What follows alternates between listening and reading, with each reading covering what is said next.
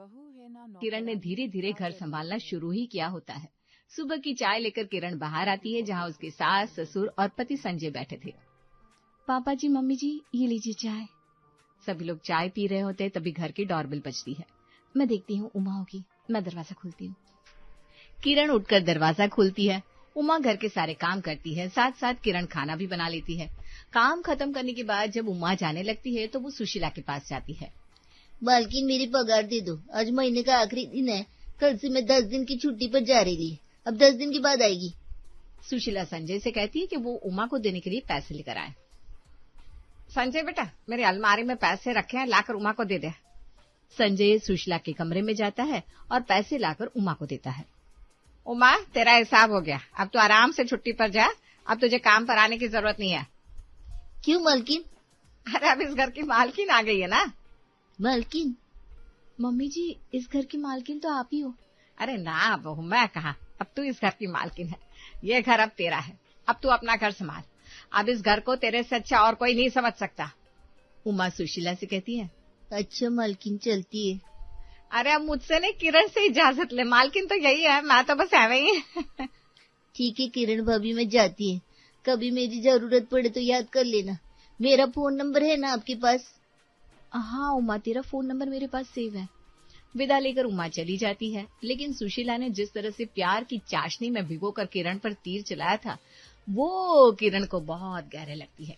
किरण सुशीला के टेंट्रम समझ जाती है कि सिर्फ घर के काम उससे करवाए जाने के लिए सुशीला ने उसके सर पर मालकिन का ताज रखा होता है। असल में तो उसे उमा की जगह पर बिठा दिया गया था। उस दिन से घर के सारे काम किरण से करवाए जाने की शुरुआत हो जाती है।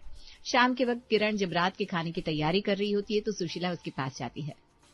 किरण बहू, क्या बना रही है तू? मम्मी जी, आज मैं खाने में मूंग की दाल, आलू परवल की सब्जी और रोटी बना रही हूँ। वो तो ठीक है बहू, लेकिन खाना बनाने से पहले किचन में पोछा तो लगा लेती। तू तो जानती है बहू कि घर की रसोई में माँ अन्नपूर्णा का वास होता है। घर की रसोई को पहले साफ सुथरा करके फिर खाना बनाना चाहिए। उमा भी शाम के बर्तन धोने के बाद रसोई में झाड़ू पोछा किया करती थी ना। तू तो खुद इतनी सफाई पसंद है, फिर कैसे भूल गई? सॉरी मम्मी जी, मैं अभी रसोई की सफाई कर देती हूँ। हाँ बहू, कर ले, फिर खाना बनाना है। रसोई साफ सुथरी रहेगी तो यहाँ काम करने में तेरा भी मन लगेगा, सब तेरी तारीफ करेंगे। ऐसा कहकर सुशीला वहां से खिसक जाती है और किरण को खाना बनाने से पहले रसोई में झाड़ू पोछा करना पड़ता है। सुशीला और घर के दूसरे सदस्य प्यार प्यार से किरण से सारे काम करवा लेते, यहाँ तक कि संजय भी इसमें पीछे नहीं था। उसकी आदतों से किरण और भी ज्यादा परेशान रहती थी। शाम के वक्त संजय सोफे पर बैठकर पानी पी रहा होता है। पानी पीने के बाद वो पानी का ग्लास सोफे के नीचे रख देता है। किरण भी वहीं बैठी होती है। थोड़ी देर के बाद, किरण, भूख लग रही है यार। बोलो, क्या खाओगे? समोसे खाओगे? हाँ, समोसे खाने का तो बहुत मन है, लेकिन बाहर की चीजें मैं खाना नहीं चाहता। अगर तुम घर पर ही समोसे बना दो तो मैं खा लूंगा। ठीक है, मैं समोसे बना देती हूँ। किरण रसोई में जाने के लिए जैसे ही सोफे से उठती है, ए किरण, ये ग्लास तो लेती जाओ। किरण उसका झूठा ग्लास लेकर किचन में जाती है। तभी, किरण बहू, जरा एक गिलास पानी देना। जी पापा जी, अभी लाई। अपने ससुर को पानी देने के लिए किरण जब ग्लास ढूंढती है तो रसोई में एक भी ग्लास नहीं था, क्योंकि संजय की आदत होती है, वो एक ग्लास में एक ही बार पानी पीता था और इधर उधर रख देता था। ओफो, संडे के दिन यही होता है, मैं सारा दिन बस ग्लास ही ढूंढती रह जाती हूँ। किरण सबसे पहले अपने कमरे में जाती है। वहां बेड के नीचे एक ग्लास रखा होता है। उसके बाद वो देखती है डाइनिंग टेबल पर भी एक झूठी ग्लास रखी है। इस तरह से घर के कोने कोने से एक ग्लास ढूंढकर वो सारे ग्लास धोती है। उसके बाद अपने ससुर को पानी देती है, जिसके बाद किरण संजय से इस बात की शिकायत करती है। क्या है संजय, जहाँ पानी पीते हो वहीं पर ग्लास छोड़ देते हो? अरे धो नहीं सकते तो कम से कम किचन में तो लाकर रख दो। अरे तुम गुस्सा करती हो, कितनी अच्छी लगती हो, पता है तुम्हें? नहीं, तुम्हें किसी ने बताया नहीं होगा, लेकिन कसम से जब तुम प्यार से डांटती हो ना तो मुझे बहुत अच्छा लगता है। मैं तो तुम्हारी ये प्यार भरी डांट सुनने के लिए ये सब करता हूँ। अच्छा ये बताओ, समोसे बन गए? नहीं, बनाने जा रही हूँ। जल्दी करो यार, भूख के मारे पेट में चूहे कूद रहे हैं। धीरे धीरे किरण को ये एहसास होने लगता है कि वो घर की बहू नहीं, नौकरानी है। घर का छोटा बड़ा हर काम अब किरण के लिए छोड़ा जाता है। घर का कोई भी सदस्य खुद से एक चम्मच भी इधर उधर नहीं करता। दिन के वक्त संजय, राजेश और सुशीला तीनों बैठकर रात के खाने का मेन्यू डिसाइड कर रहे होते हैं। तभी राजेश किरण को आवाज लगा रहा होता है कि जो कि कपड़े सुखाने छत पर जा रही थी। किरण बहू। जी पापा जी। जरा इधर आना। किरण कपड़ों से भरी बाल्टी छत की सीढ़ी पर रखकर राजेश के पास जाती है। वो मेरे कमरे में मेरा चश्मा छूट गया है, चश्मा नहीं लगाता हूँ तो सर में दर्द होने लगता है, जरा चश्मा तो ला दे। जी अभी लाती हूँ पापा जी। वो मन ही मन सोचती है चश्मा तो संजय भी ला सकता था, लेकिन वो तो नौकरानी है भाई, वही ला कर देगी। घर का कोई और सदस्य भला घर का काम क्यों करेगा। किरण राजेश के कमरे से चश्मा लाकर उसे देती है। पापा जी ये लीजिए आपका चश्मा। किरण बहू, तू हमारी बहू नहीं बेटी है, बिल्कुल बेटी की तरह हमारा ख्याल रखती है। कभी कभी तो सोचता हूँ तू नहीं होती तो हमारा क्या होता। इस नालायक को देख यहीं बैठा है, लेकिन मुझे चश्मा लाकर नहीं दे सकता था। आप अगर संजय से कहते तो वो भी आपका चश्मा लाकर देते, लेकिन मैं हूं ना इस घर की नौकरानी। किरण अपने मन ही बात मन में रखती है और राजेश से कहती है, कोई बात नहीं पापा जी, मैंने ला दिया तो क्या हो गया। पापा मम्मी बस हर वक्त किरण की तारीफ करते हैं, मुझे तो इस घर में कोई पूछता ही नहीं। भाई हम किरण की तारीफ क्यों ना करें, वो जितने अच्छे से इस घर को संभाल रही है ना, तू कभी नहीं संभाल पाएगा। किरण अपने ससुराल वालों की मीठी मीठी बातों के पीछे का राज खूब अच्छे से समझती थी, बस कहती कुछ नहीं थी। सुशीला की बात पर हल्के से मुस्कुराकर वो कपड़ों से भरी बाल्टी लेकर छत पर चली जाती है। जैसे ही किरण कपड़े सुखाकर नीचे आती है, किरण बहू आज घर में कुछ मेहमान आ रहे हैं। कोई बड़े खास मेहमान है, उनके आने से पहले घर को अच्छे से सजा संवार देना। सुशीला, तुम अरुणा की आदत को तो जानती हो। घर को सजाने संवारने का काम घर की लक्ष्मी का होता है, और इस घर की लक्ष्मी किरण है। वैसे भी किरण बहुत सफाई पसंद है, तभी तो देखिए ना जब से उमा गई है घर पहले से ज्यादा चमकने लगा है। घर भी समझ जाता है कि किसी अपने का हाथ लगा है। ये किरण का घर है, जितना अपना समझकर वो इस घर को संवारेगी उतना कोई काम वाली या मेड नहीं कर सकती। किरण बहू, आज तेरी बुआ सास और बुआ ससुर आने वाले हैं। तेरी बुआ सास को मीन मेख निकालने की कुछ ज्यादा ही आदत है, इसलिए अच्छे से घर की सफाई कर लेना है और खाने पीने की तैयारी भी कर ले बेटा। ठीक है मम्मी जी। किरण मेहमानों के स्वागत की तैयारी में लग जाती है। सबसे पहले वो सोफे का कवर चेंज करती है, जिसके बाद गुलदस्ते में ताजे फूल लगाती है।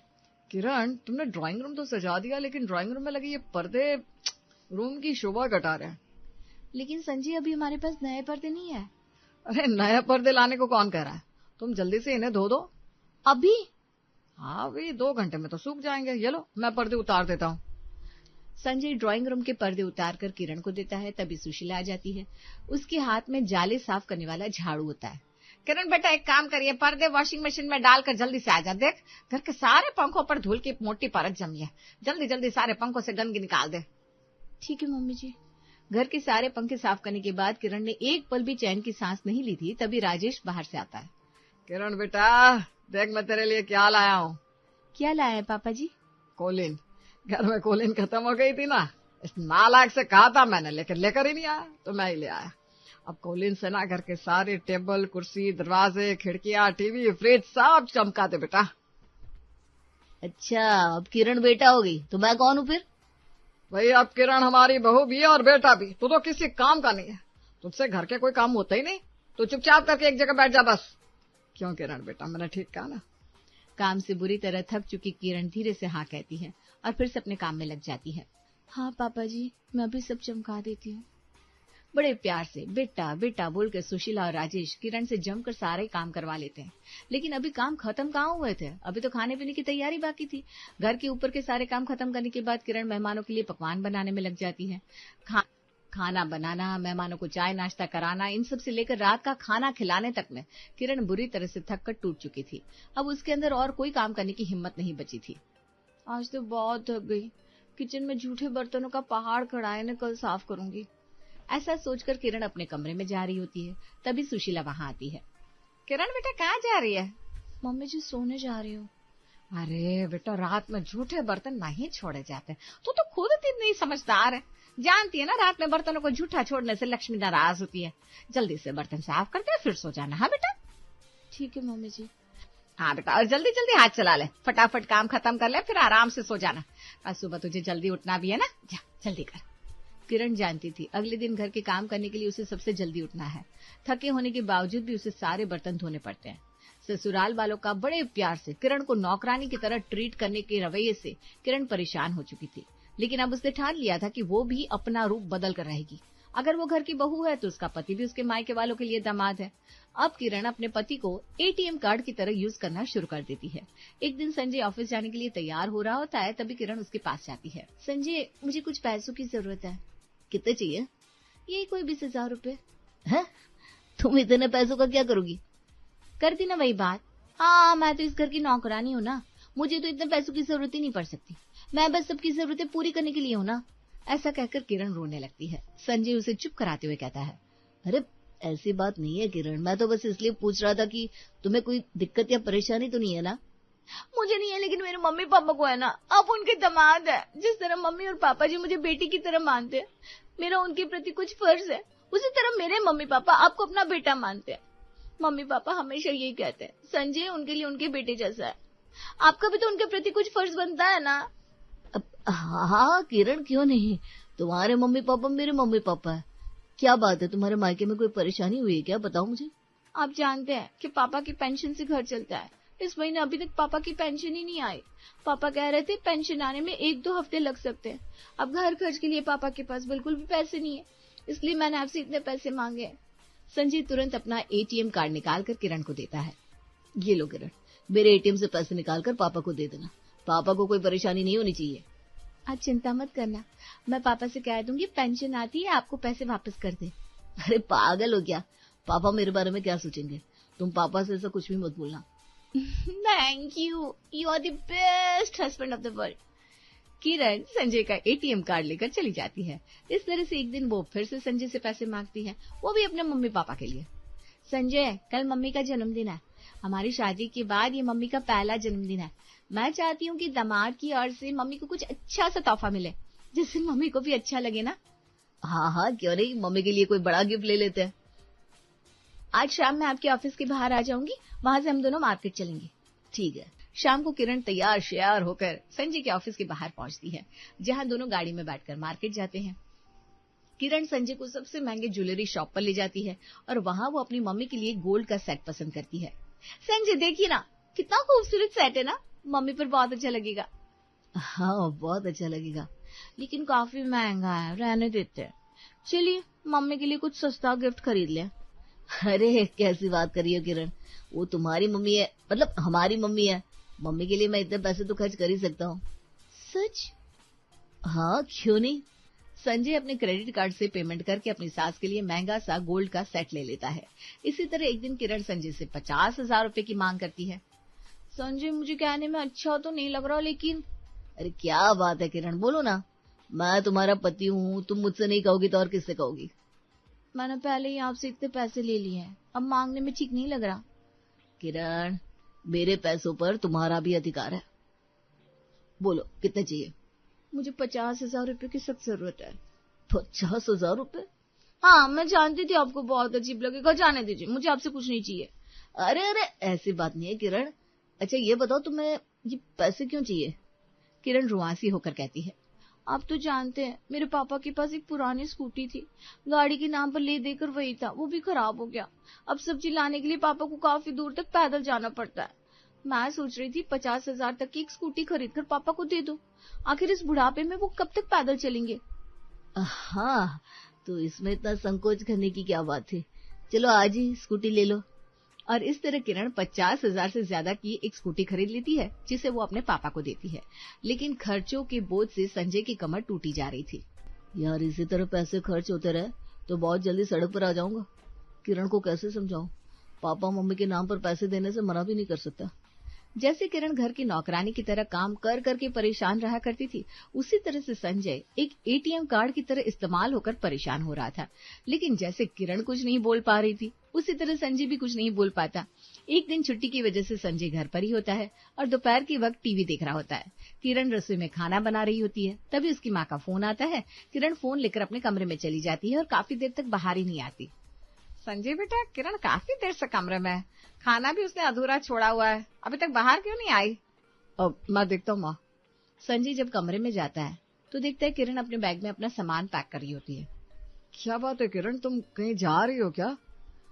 संजय, मम्मी सीढ़ी से नीचे गिर गई है, उनके पैर में काफी चोट लगी है। पापा भी घर पर नहीं है, मैं उनके पास जा रही हूँ। अरे ऐसी बात है तो मैं भी तुम्हारे साथ चलता हूँ। सुशीला और राजेश से इजाजत लेकर किरण संजय के साथ अपने मायके चली जाती है, जहाँ किरण की माँ अभी भी सीढ़ियों के पास बैठी थी। संजय देखो, मम्मी खुद से उठ भी नहीं पा रही है, लगता है इनका पैर फ्रैक्चर हो गया है। तुम चिंता मत करो, हम इन्हें अभी डॉक्टर के पास ले चलते हैं। दोनों किरण की माँ माधुरी को अस्पताल लेकर जाते हैं। थोड़ी देर में किरण के पिता नवीन भी वहां पहुंच जाते हैं। माधुरी का पैर सचमुच में फ्रैक्चर हो गया था। डॉक्टर माधुरी के पैर का इलाज करता है और उसके पैर पर प्लास्टर चढ़ाता है। सब हो जाने के बाद जब अस्पताल का बिल पेमेंट करने की बारी आती है तो नवीन अपनी जेब से पैसे निकाल रहा होता है। तभी किरण नवीन का हाथ रोक देती है। ये आप क्या कर रहे हैं पापा? हमें कर दिया ना पराया, हमारे होते हुए आप पैसे देंगे? मेरी छुट्टी संजय को कितना बुरा लगेगा। संजय आप दोनों को अपने मम्मी पापा समझते हैं, आप क्या समझते हैं वो आपको पैसे देने देंगे? किरण के ऐसा कहने पर संजय को भी उसकी हाँ में हाँ मिलानी पड़ती है। अब हाँ पापा, किरण ठीक कह रही है, आप अपने पैसे रखिए, आपका बेटा है ना वो पेमेंट करेगा। संजय अस्पताल के बिल का पेमेंट कर देता है। वो अपनी गाड़ी में बिठाकर माधुरी और नवीन को घर छोड़ देता है, जिसके बाद किरण और संजय घर आने लगते हैं। संजय को समझ में आ जाता है कि किरण ये सब क्यों कर रही है। वो किरण से कहता है कि वो उमा को फोन करके अगले दिन से ही उसे काम पर बुला ले। किरण तुम अकेले घर का सारा काम करती हो, काम का काफी बोझ है तुम पर, मुझे अच्छा नहीं लगता। ऐसा करो ना, उमा को फोन करके बोल दो कि वो कल से काम पर आ जाए।